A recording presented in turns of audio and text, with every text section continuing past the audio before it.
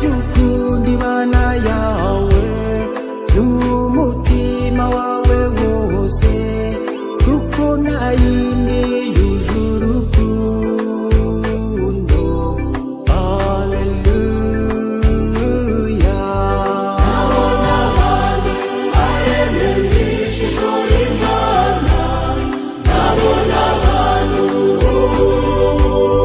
nawe n'umuntu yaremwe mw'ishusho y'Imana, nawe n'umuntu nanjye n'umuntu naremwe mw'ishusho y'Imana. Haleluya.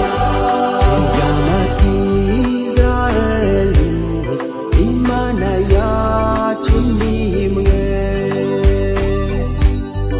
Uzajukunda Imana yawe uyegurire roho yawe kuko nta yindi yujura urukundo. Haleluya.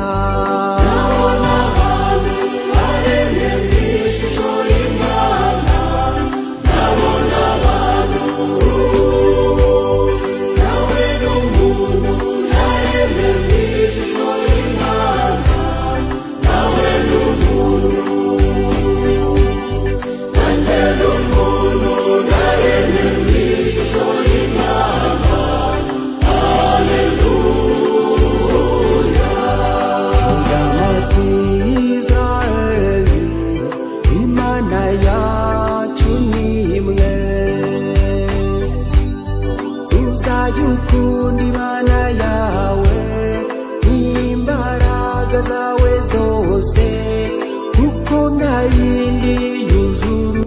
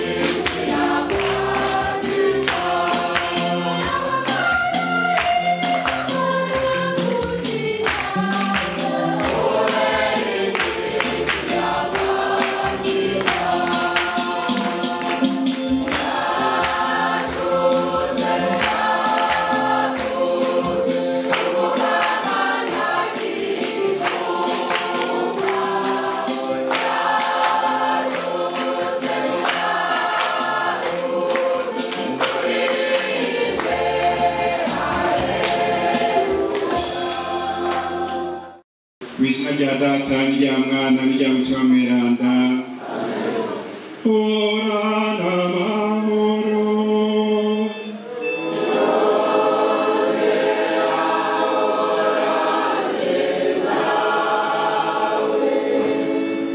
Bakunzi b'Imana mwese, uyu munsi umunsi uhambaye cyane muri kino kigo c'Akamuri. Tuhaje gusenga Imana twibuka ko ariyo yaturungikiye umwana wayo, uwo mwana wayo agahava atsinda urupfu, ariyo Pasika. None rero mbere ngaho nyene ndabifurize mwese Pasika nziza. N'umunsi uhambaye kuko tugira turi n'ahazimana dutanga amasakramentu atatu muri iki kigo ibatisimu itugira abana b'Imana n'abana b'Eklesia. Ukaristia ituma tuguma turonka umutima w'Imana kugira ngo adufashe kubaho neza, kugendera urukundo. Ni confirmation rero idukomeza muri mutima mweranda tuba twaronse wibatisimu. Mbone akaryo ubukengurukira mwebwe mwese mwagize icyo mufasha kugira ngo mutegure abakristo bacu bashobore kuronka aya masakramento, mbere ku basaserdoti, ku bihebeye Imana, ariko no ku bandi bose bamwe bariko baraterera. Twitegurire rero twese kurinahaza Imana dufise umutima ugororotse mu kubanza gusaba ikigongwe Imana, tugira tuti ndirega ku Mana mushobora byose.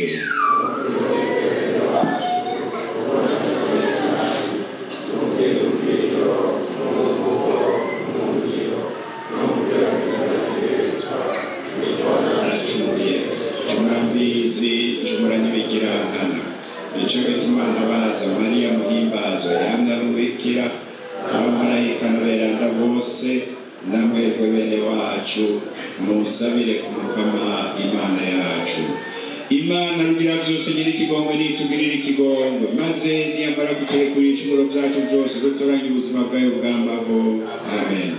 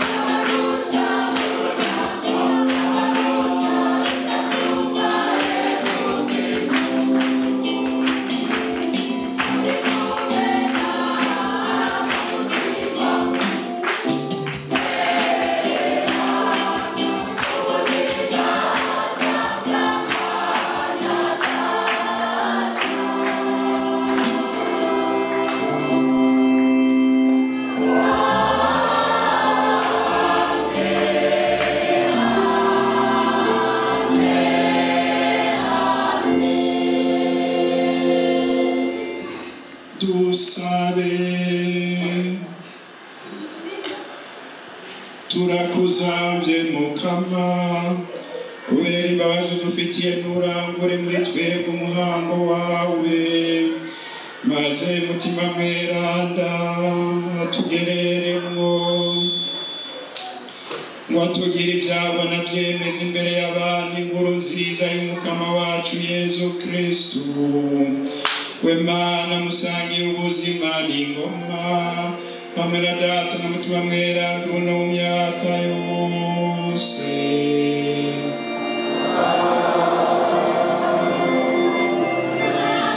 Ibyo dusoma ni ibaruwa umutumwa Pawulo yandikiye Abagalati. Kristo yaturokoye ngo tube mu mwidegemvyo, mugumye umutima kandi ntimusubire kwita mu bushumba. Mweho gabene wacu mwahamagariwe kwidegemvya. Ese gusa uwo mwidegemvyo utobera urwitwazo kamere y'umubiri, ariko mugakorera mu rukundo. Nako itegeko ryose uko ryakabaye rirangukira muri iri jambo rimwe ngo urakunda mugenzi wawe nk'uko wikunda wewe nyene. Ariko nimwajyana canke nimwashikurana muritegereze mwoye kumarana. Umve rero ico mvuze, nimugenzwe na mutima, niho mutazokora ivyo kamere y'umubiri yifuza. Nkako kamere y'umubiri yifuza ibihushanye na mutima, kandi mutima yifuza ibihushanye na kamere y'umubiri. Ivyo bintu birahushanye, niho mubona mudakora ibyo mwashaka. Ariko nimwaba muyoborwa na mutima, nimugengwa n'itegeko. Iri ni ijambo ry'Imana.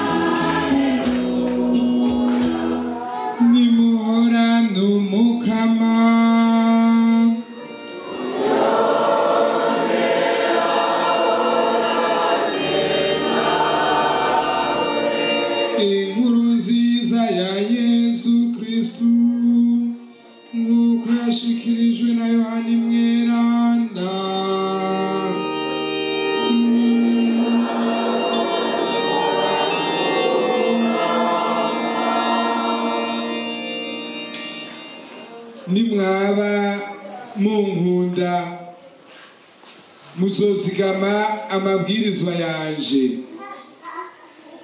nanje nzosaba Data nawe azobaha uwundi mutabazi muzokwamana iminsi yose, niwe mutima w'ukuri isi idashobora kwakira kuko itamubona ntimumenye. Mweho muramuzi kuko abana namwe kandi ari muri mwebwe. Sizobasiga muri imfuzi, nzogaruka kubaraba. Nakanya gato isi ntibikimbona, mweho yamara muzombona kuko ndiho namwe nyene muzobaho. Kuri uyo munsi muzotegera ko ndi muri Data, namwe mukaba muri jewe, nanje nkaba muri mwebwe. Uwakira amabwirizwa yanje akayazigama niwe ankunda. Uwunkunda nawe azokundwa na Data, nanje nyene nzomukunda nongere ndamwimenyeshe. Dushemeze ijambo ry'Imana.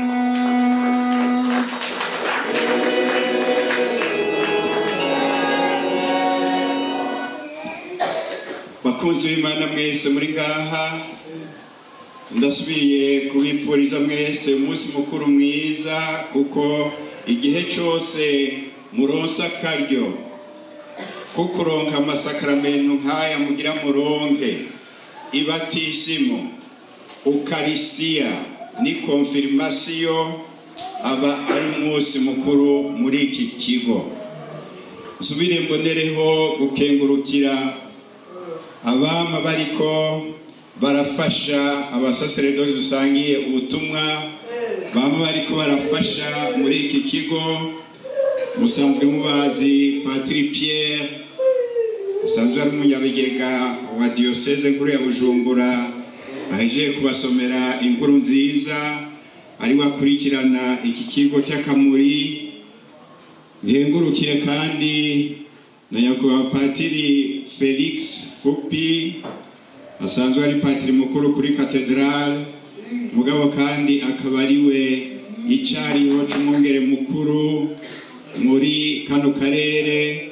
Na nyakubahwa rero patiri mukuru musanzwe muzi Edi Kwizera, yama azaraza rimwe na rimwe kuwa gatatu kubahereza umwuka y'imisa, canke naho akagira abarungitse abatumye bavuye mu paruwase yiwe canke ahandi.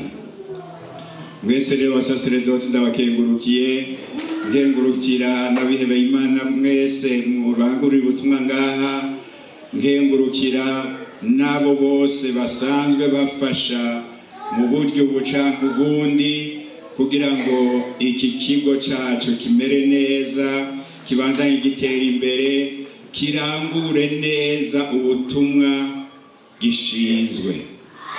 Ijambo ry'Imana aha kuri uyu munsi ritubwiye icerekeye urukundo, gukundana, ngo uwunkunda azozigama amabwirizwa yanje.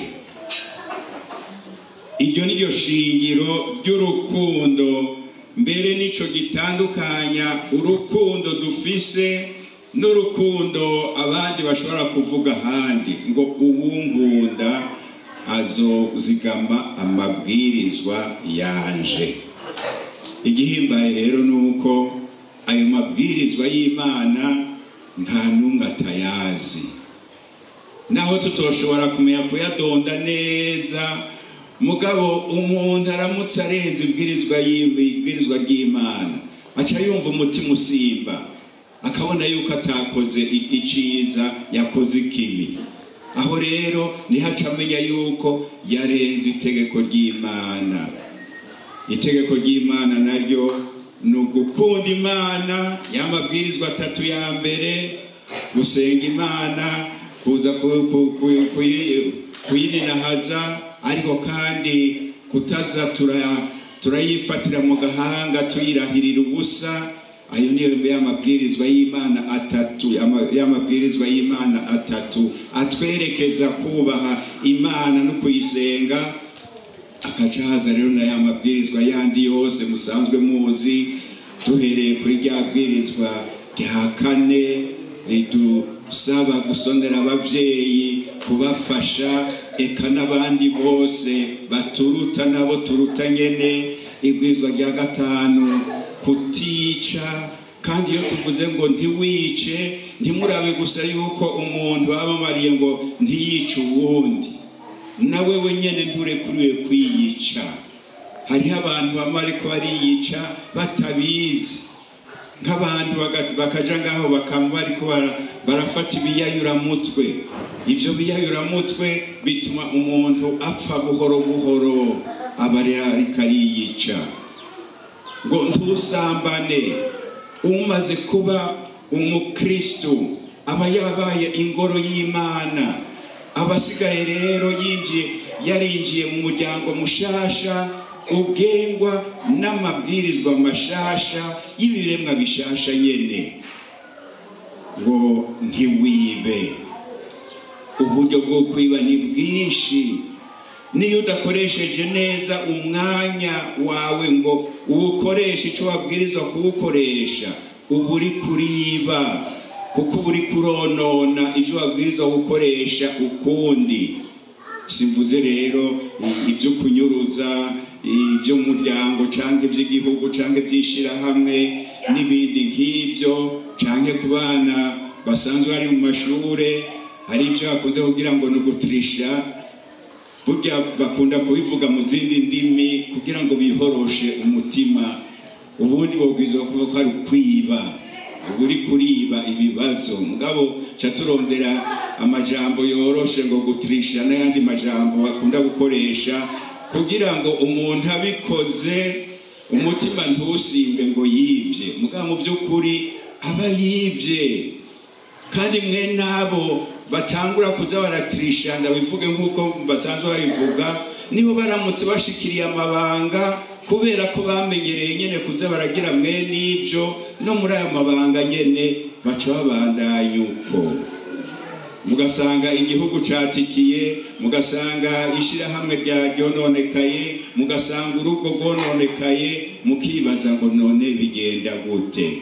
Bivaho nyene iyo wimenyereje inabi ukayikuriramwo, harashika n'igihe ntubukimenya yuko ari inabi uri kurakora. Nico gituma rero batubwiye bati mwebwe nimugenzwe na mutima w'Imana.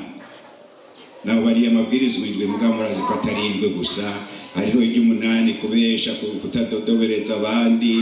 Hariho 9 kutagira ivyifuzo bibi byo bitujana mu busambanyi, mu buhumbu. Hari no kutifuza rero iby'abandi, kuko iyo umuntu atanguye kuza arifuza ibintu nibyo bihava bimutuma akora n'ico gicumuro kindi, ugasanga ibyo yifuza arabishitseko. Nico gituma amabwirizwa yose arafatanye, ntihaze hagire n'umwe agira ngo jewe ngo amabwirizwa. Hariho abakristo bamwe bahora bagira ngo jewe mugabo ngo ngira ngo Imana mugabo ngira ngo izo nkundira nje mu ijuru, ngo ndavye mu mabwirizwa 10 ngo ngira ngo nk'atandatu ndayakurikiza, ngo makenya gusa niyo angora. Usanga ugorwa nayo na makenya, nta nari murangura, kuko amabwirizwa yose arafatanye. Nimuze rero mugire nka bimwe mukunze kugira kuri iyi si, ngo ninaronka 50% bazoca banderibera ngo mpeze mbandanye. Mu maso y'Imana ngira ngo nta deliberation izohaba, nukuzoba wakunze Imana ugakunda n'abantu. Rero nariko ndavuga yuko ijambo ry'Imana ryadusabye yuko twokwemera tukagenzwa na mutima w'Imana. niho rero ya mico mibi ya kamere yacu idahava ngo ituganze, kuko utemeye kugenzwa na mutima w'Imana uca ugenzwa n'ikibiribiri, ukagenzwa na kamere yawe, ugasanga rero uri kuraja muri bya bicumuro byose. Ntuba ugikunze Imana uko bikwiye, ntuba ugishobora no gukunda abagenzi. Niyo ugize ngo urakunda abagenzi, uba uri kurikunda muri abo bagenzi, kuko urukundo rwawe ruba rugutuma wironderera ineza. Abarundi nibo bakunda kuvuga, kandi iyo umuntu ariko aravuga aba ariko araserura ikiri ku mutima, akakubwira ngo ndagukunda nk'akanjamo. Umuntu rero atangiye kubera ko agukunda nk'akamujamo, ni ukuvuga yuko yikunda muri wewe, si wewe by'ukuri akunda. Kuko urumva agukunda nk'akamujamo, ni ukuvuga akunguko agukuramwo niko gatuma agira ngo aragukunda. Ako kunguko koramuka kavuyemwo ntasubira kugukunda. Ariko ugenzwa na mutima w'Imana, we rero araheza akagira urukundo nka rumwe rwa Yezu Kristo. Muzi yuko yadukunze agahereza ko gushika naho atwitangira ku musaraba. Ariko tugira Imana yarazutse kugira ngo nuramutse ababara kubera ko akunda uwundi, amenye yuko amaherezo yiwe nawe azozukira ubuzima buhoraho. Uyu munsi tuje rero kugira ngo tunahaze amasakramentu. Amasakramentu burya niyo adutuma twuzura mutima w'Imana. Mwibatisimo ni mutima w'Imana aza akadutuma tuba abana b'Imana b'ukuri, tukaba n'abana b'Ekleziya, tukaba ibiremwa bishasha. Muri Ukarisiya iyo turiko turasenga tugira tuti turagusabye Mukama, nitwamara kwakira umubiri n'amaraso y'umwana wawe, uduhe umutima, uduhe tube umwe, dusangire umutima muri Kristo. Ni mutima w'Imana aca turonka, niwe aca tuvukanisha, akadutuma rero dushobora gukundana by'ukuri, urukundo rw'ukuri. Mwikonfirmasiyo ho murazi yuko basanzwe iryo sakramento bagita ugukomezwa muri mutima mweranda. Ni ukuvuga rero ko ari mutima mweranda aheza akaza akadushwaramwo kugira ngo tube ibiremwa bishasha bishobora gushingira intahe Yezu Kristo n'urukundo rwiwe, nk'uko n'abatumwa ba mbere bamaze kuronka mutima mweranda baciye bashobora gushingira intahe Yezu Kristo yapfuye akazuka, barashobora kandi no kugendera ibanga. None rero mwebwe mwese muhava mugabana ayo masakramentu, ndabipfurije ko mwoba ibiremwa bishasha, mukugurukira mutima mweranda kugira ngo abe ariwe abagenza muri byose, maze muri byose mugenzwe n'urukundo, umwe wese mukashobora akandi ashoboye kugirira mugenzi we abamweretse urukundo. Muze muragerageza kuza murerekana urwo rukundo mu byo byose mushobora, kandi mushoboye byinshi, kuko Imana iriko irabafasha ibashoboza byinshi. Imana ibandanye ibaduhezagirira. Amen.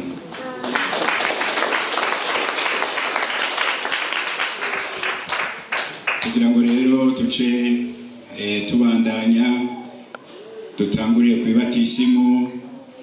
Musabe Patiri icariho c'umwungere muri aka karere aze kubafasha muri iryo batisimu, hanyuma ibikurikira biraheza bikurikira.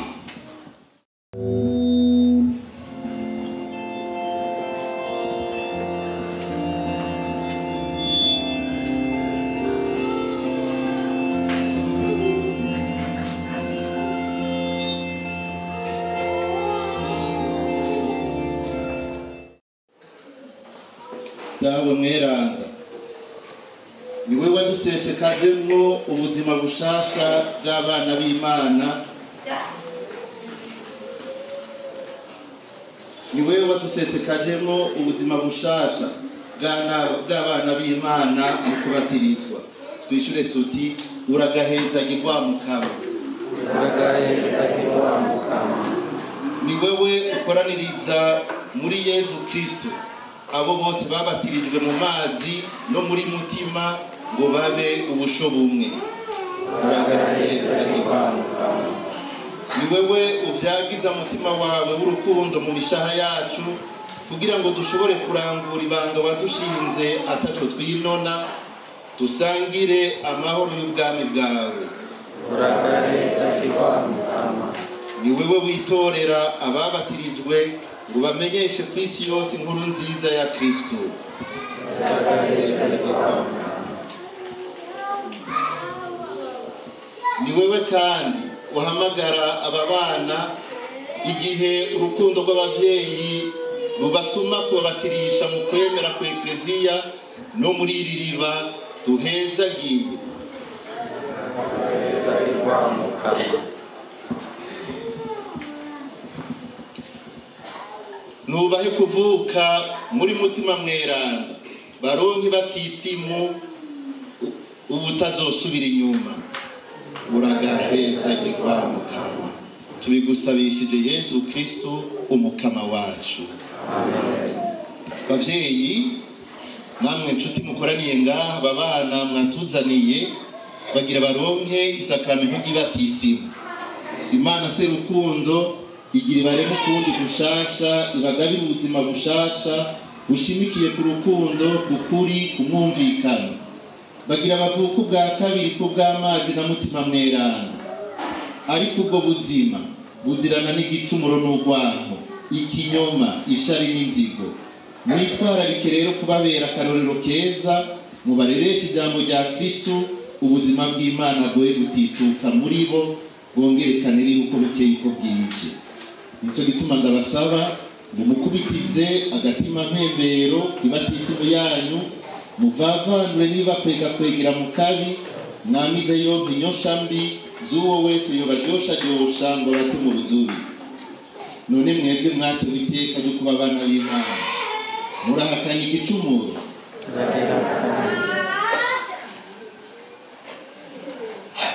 Abicaye mushobora guhaguruka byababyiritse.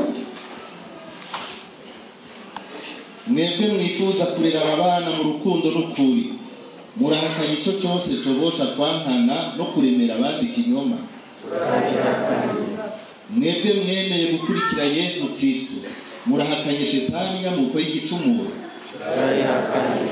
Uhakanya kabi aba yisha agakoko kamubuza kwigenza runtu no gusonera abandi, abavuye ikuzimu akaja ibuntu, aba yerekanye ko ari n'uwo yemera kandi yishimikije.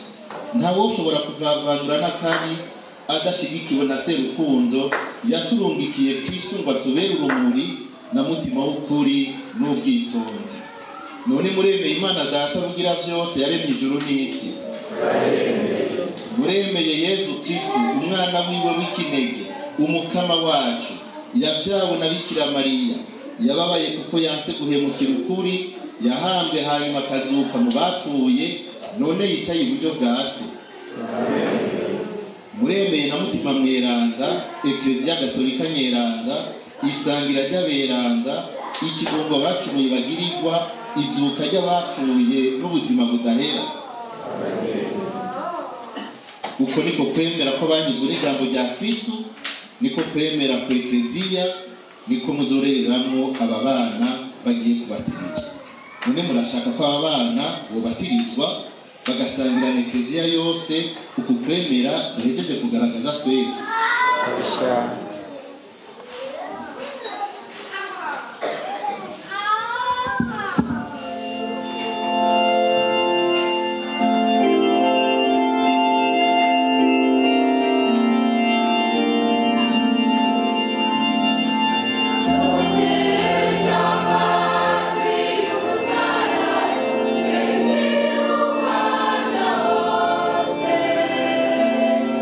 Luhagira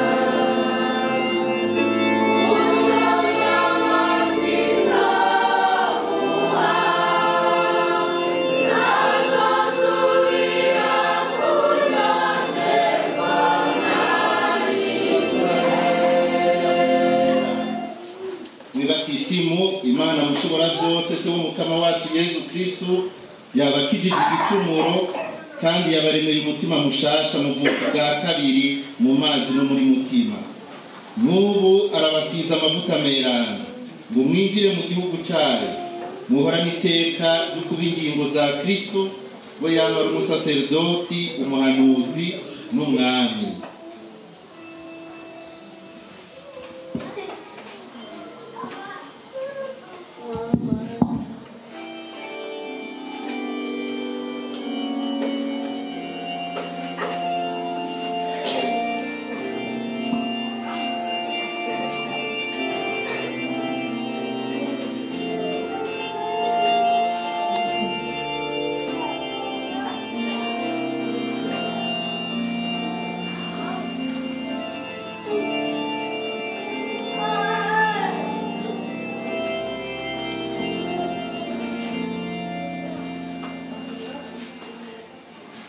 Aba bana babaye ibiremwa bishasha biyambitse Kristo. Iyi mpuzu yera de ibabera ikimenyetso cy'ubutore bazogumya gushika batorana ubuzima budahera. Abavyeyi n'abagenzi banyu muze mubafashe, mubabere indongozi.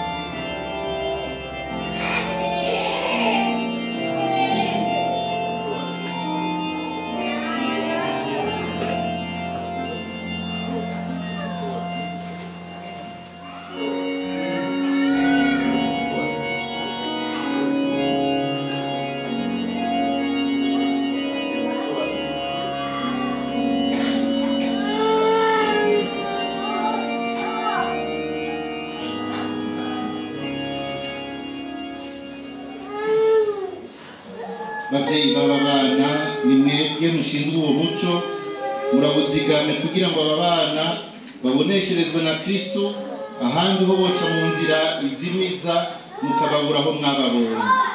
Barakurana nyabuna umutima w'abana b'umuco nyene, ntibatezure mu kwemera kwabo, maze aho Kristo azogarukira babashe kumusanganira mu birimba vy'ijuru hamwe n'aberanda bose.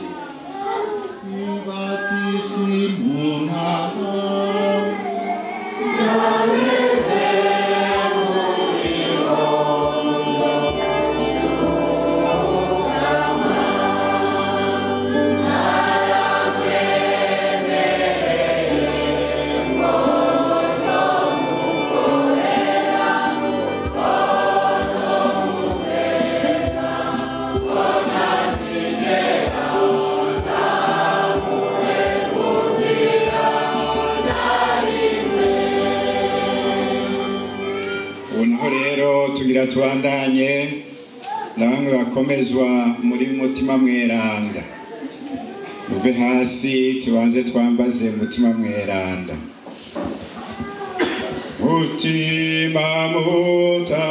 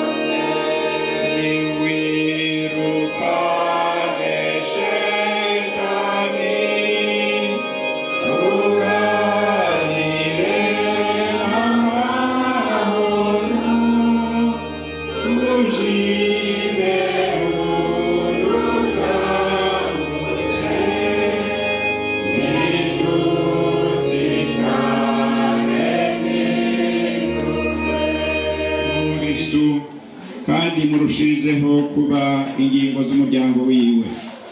Na Kristo wenyene mwibatisimu yahawe na Yohani muri Yordani yaratiwe na mutima mweranda, atumwa kurangura ibanga yashinzwe ryo kwatsa kw'isi yose umuriro w'uwo mutima mweranda. Namwe rero ko mwamaze kugabana ibatisimu, uwo mugiye kuronka ubukomezi bwa mutima mweranda, ikimenyetso c'umusaraba wa Kristo mugitware ahabona. Muri ivyabona vya Kristo yababaye akongera akazuka, muzovyemanga mu maso y'abantu bose, maze nk'uko umutumwa yabivuze, imvugo yanyu yame imota Kristo aho muzoba muri hose. Mutima mweranda muzamuronka mwese, ariko ingabirano ziwe ntizingana, yamara naho zitangana ntizise, zose zagenewe gukomeza umubiri wa Kristo, ariwo Ecclesia, gihugu c'Imana. Uwo mubiri n'umwe rudende utotahara mu bumwe n'urukundo. Umuryango w'Abimana muraba ingingo zigira akamaro, murame mwitwararika gufasha zina muntu wese, murangwe na mutima mweranda, mwigane Kristo we yaje gukorera abandi ataje gukorerwa, mwama n'urukundo mu byo mukora byose. None rero imbere yuko muronka mutima mweranda, banze mwibuke ukwemera kwanyu, kwa kwemera mwagaragaza umunsi mubatizwa cyangwa umunsi ababyeyi banyu bakugaragaza bifatanije na Ecclesia. Ngira rero ndababaze, musubire muzandagano z'ibatisimu mwebwe nyene mushobora kuzisubiriramo ubu. Indagano z'ibatisimu zibanza zihera mu guhakana shetani n'ibikorwa byayo. None murakaye shetani n'ibikorwa byayo n'inyosha mbi zayo, muremeye data rugira byose yaremye ijuru n'isi, muremeye Yezu Kristo umwana we w'ikinege, umukama wacu, yabyawe na Bikira Mariya, yababaye, yahambwe, hanyuma akazuka mu bapfuye, none yicaye iburyo bwa se, muramwemeye. Muremeye mutima mweranda umukama dukomeza agerera uyu munsi mu mitima yanyu mu buryo bw'agatangaza kubera isakaramo ry'ikonfirmasiyo, nka kumwe yagerera mu batumwa ku munsi wa Pentekoti, muramwemeye. Muremeye Ecclesia nyeranda katolika ishingiye ku batumwa, muremeye isangira ry'aberanda, ikigongo bacume bagirirwa, izuka ry'abapfuye n'ubuzima budahera, muravyemeye. Uko niko kwemera kwacu, niko kwemera ku Ecclesia duhejeje kugaragaza mu gahimbare, turi kumwe na Yezu Kristo umukama wacu. Amen.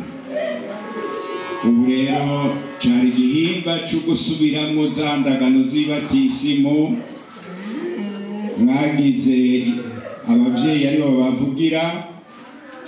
Ubu niho tugira rero dutange ibimenyetso byo gutanga isakaramentu ry'ikonfirmasiyo.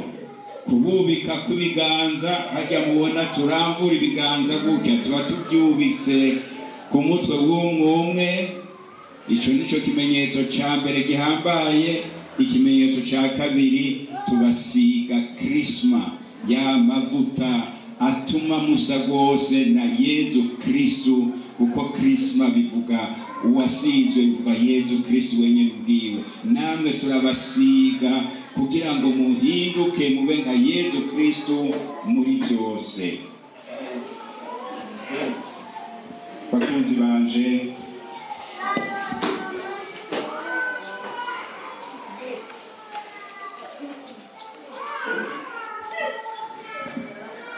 ngo dusabe Imana Data mushobora byose arungike mutima mweranda muri abayitoreye akabagira abana biwe.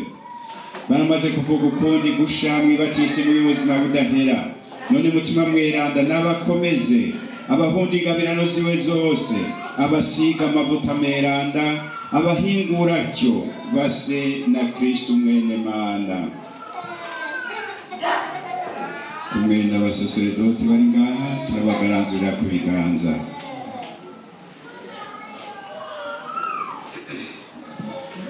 Mana rugira byose muvyeyi w'umukama wacu Yezu Kristo, wewe wagabiye ubuzima bwawe izintore zawe umunsi wabacisha mu mazi no muri mutima mweranda ukabakiza igicumuro turagusavye. Rungika mutima mweranda umuhoza kugerera mu mitima yabo, baha umutima w'ubwitonzi n'ubukerebutsi, umutima w'ingingo n'umutima rugabo, umutima w'ubumenyi, ubwo gushemeza n'uko gusonera, tubisabishije Yezu Kristo umukama wacu.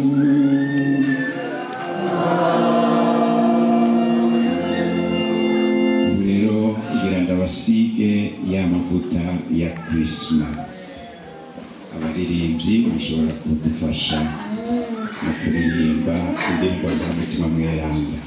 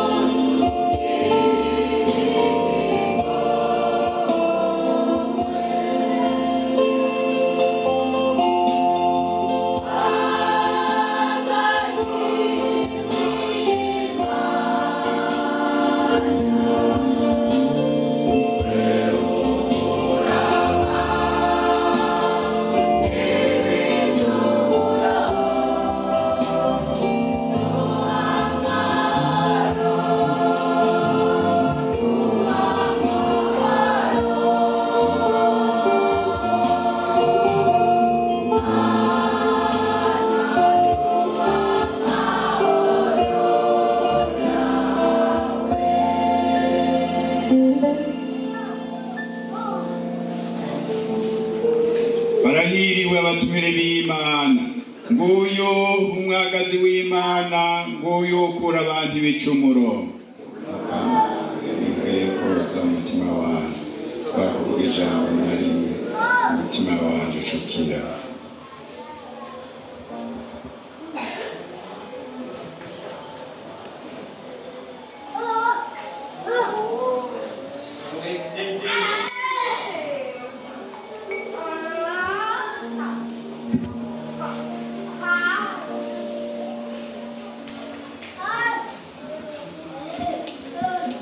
Basangira ubwa mbere bashike ngaho imbere.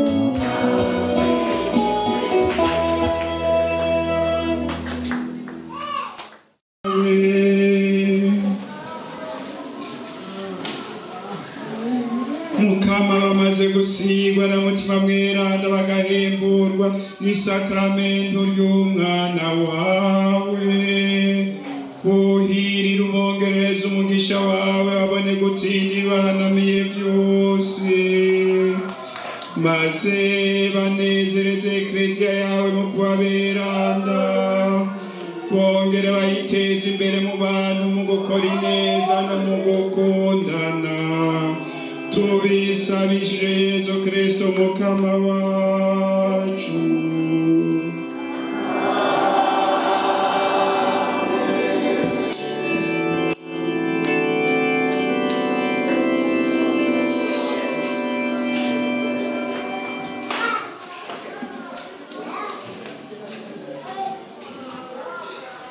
Unaho tugera tubahezagirire amashapure mbere yuko twakira umugisha w'Imana wa Pasika muri ya mihezagiro y'icese.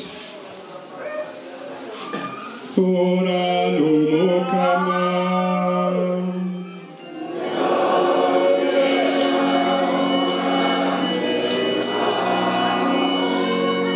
abafise amashapure muyaduze hejuru ababishobora tuyavugire ko amajambo yo kuyahezagira.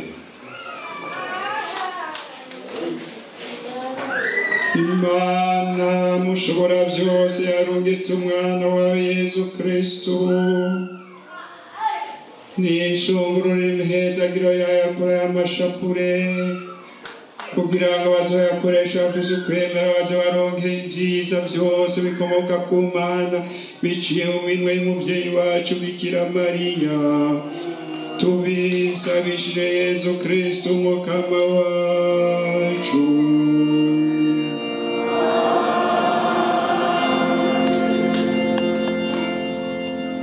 Mukama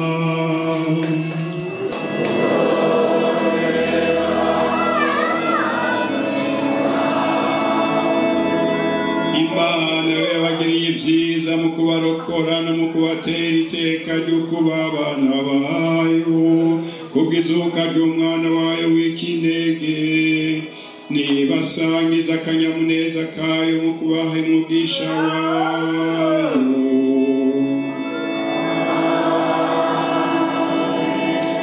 Kuko yabahaye ukwishira n'ukwizana by'ukuri mu kubacungura n'abariko ibaha kuba basamuragwa biragirizo kwamaho.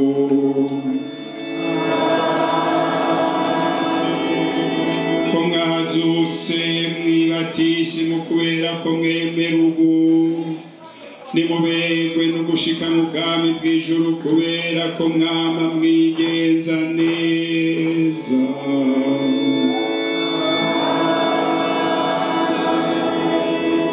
Imana mushobora byose Data na Mwana na mutima mweranda nibahezagire.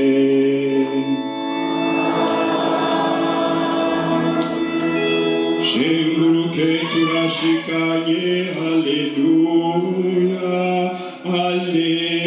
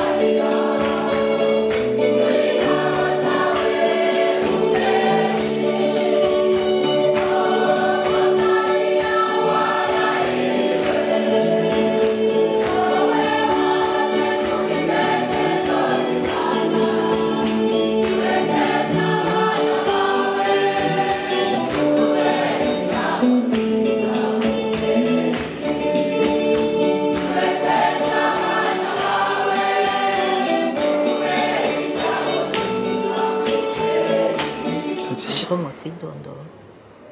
Ego jewe nitwa Mama Dafroza Maria Nsabimana, ndi mu muryango w'ababikira b'umushaha Mweranda wa Yezu, nkaba mba mu Nyakabiga, mu mubano w'umunyakabiga. Mu kigo Centre Akamuri ho mwamufashe ibikorwa bibi. Mu kigo Akamuri ndi mu gisata c'indero, tumwigisha icyo bita education spécialisée, kubera ni education idasa n'izo zindi tumenyereye. Masera mwotubwira turavuye mu gisabisho c'inkuka ya misa yatangiwemwo amasakramentu ashika kuri 3, ndavuga isakramentu y'Ibatisimu, isakramentu yo gukomezwa muri mutima mweranda hamwe n'isakramentu y'Eucharistia. None mutubwire neza bajya abana basanzwe bagendana ubumuga byo mu mutwe mubategura gute, biraborohera?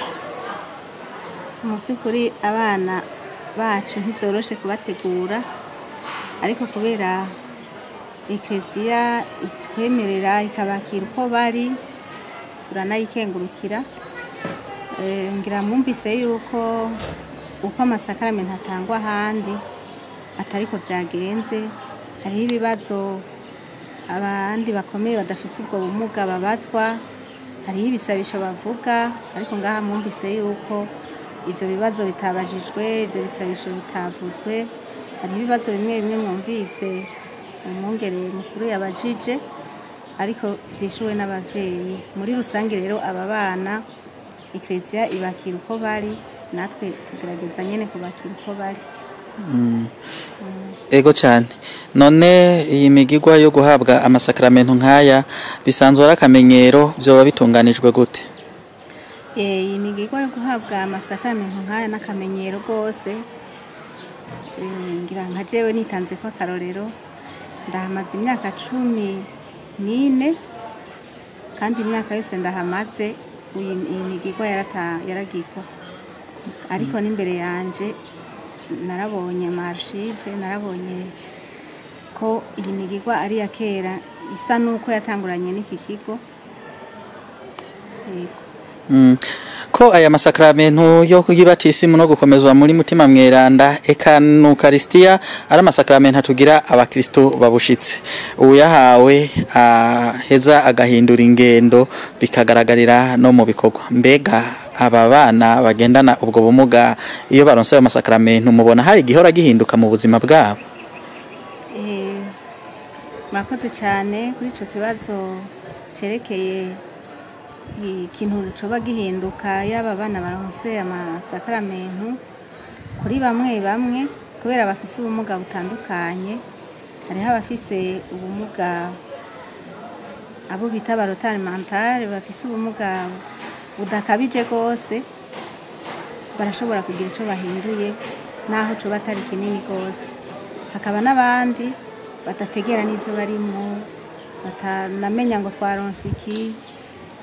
Nkuko nabibabwiye ubwa mbere, Eklezia ikaba yaraduteye iteka, ikaba twakirira uko nyene.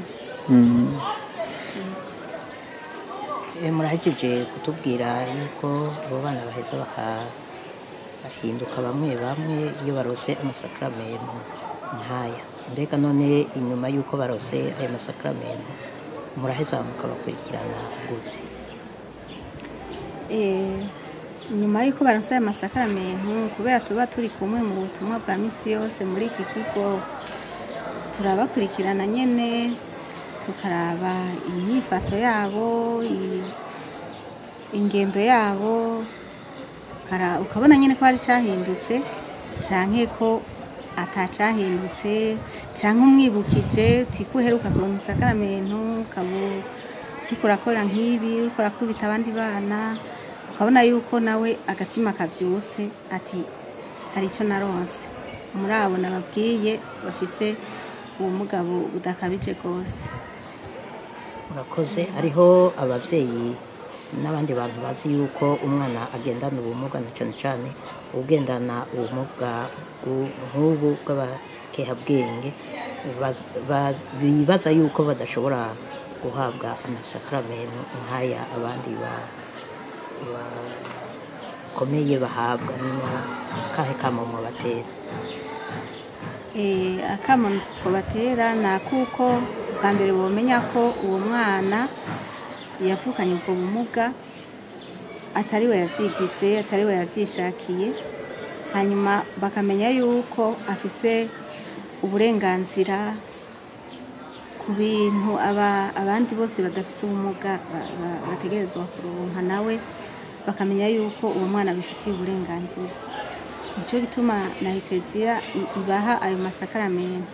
Rero abavyeyi n'abandi bantu bose baba bibaza yuko bidakwiye, namwe n'ivyo mwiboneye ko ayo masakaramento yose uko ari 3 bayaronse, kandi sayo gusa n'ayandi masakaramento nk'isiga ry'abagwaye, nk'abo bafise ubumuga budakabije rwose ntarengeje urugero, barashobora no kubaka Kristo.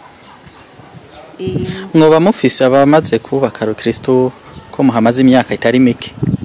Je ndazi umwe ni ibintu bidashika kenshi, mugabo byumvikana ko bibaho.